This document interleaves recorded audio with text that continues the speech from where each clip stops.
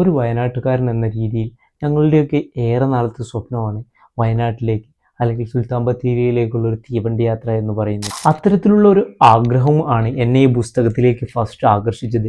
ഈ പുസ്തകത്തിന്റെ ടൈറ്റിലാണ് അതിന് കാരണം. സുൽത്താൻ ബത്തേരിയിലേക്കുള്ള തീവണ്ടി. ഡേവിഡ് വർഗീസ് എഴുതി മനോരമ ബുക്സ് പുറത്തിറക്കിയ ഹോർത്തോസ് സ്പെഷ്യൽ എഡിഷനാണ് ഈ പുസ്തകം.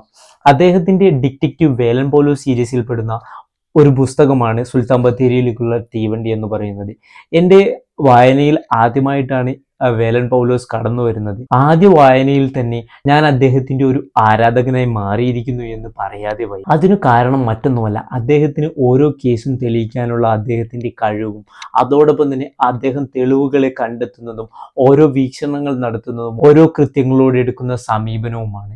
ഈ കഥ നടക്കുന്നത് വയനാട് സുൽത്താൻ ബത്തേരി അല്ല. വയനാട് സുൽത്താൻ ബത്തേരിയിലെ വന്യമായ പ്രദേശത്ത് നിന്ന് ഒരു അജ്ഞാത മൃതദേഹം കിട്ടുന്നു. അതൊരു സ്ത്രീയുടേതാണ്. അതിനുശേഷം ആ നാട്ടിൽ പൻസാര വിഭാഗത്തിൽപ്പെട്ട ആദിവാസികളിൽപ്പെട്ട 3 യുവാക്കളെ കാണാതെയാകുന്നു. ഇതിന്റെ പിന്നിൽ പോലീസ് ഒരുപാട് അന്വേഷണങ്ങൾ നടത്തിയെങ്കിലും അവർക്ക് ഈ കേസ് തെളിയിക്കാൻ കഴിയുന്നില്ല.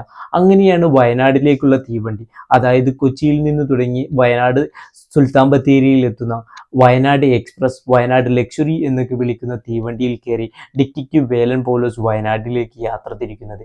ആ തീവണ്ടി യാത്രയും അതിനുശേഷം വേലൻ പൗലോസ് വയനാട്ടിൽ കണ്ടെത്തുന്ന കണ്ടെത്തലുകളും അതോടൊപ്പം തന്നെ വന്യതയിൽ നിറഞ്ഞ ഒരു കഥാനുഭവവും നമ്മളെ ഭീതിപ്പെടുത്തുന്നതും എന്നാൽ വളരെയധികം ത്രില്ലടിപ്പിക്കുന്നതുമായ ഒരു വായനാനുഭവമാണ് ഈ പുസ്തകത്തിലൂടെ ഡേവിഡ് വർഗീസ് നമുക്ക് തരുന്നത്. തെളിവുകളെ കൂട്ടിയോജിപ്പിക്കുന്നതിനും ഓരോ സന്ദർഭങ്ങളിൽ പുതിയ പുതിയ തന്ത്രങ്ങൾ മെനയുന്നതിനുമുള്ള ഡിറ്റക്റ്റീവ് വേലൻ പൗലോസിന്റെ കൃത്യമായ ഇടപെടലുകൾ ഈ പുസ്തകത്തിലെ ഓരോ താളുകളിലും നിങ്ങൾക്ക് കാണാൻ കഴിയും.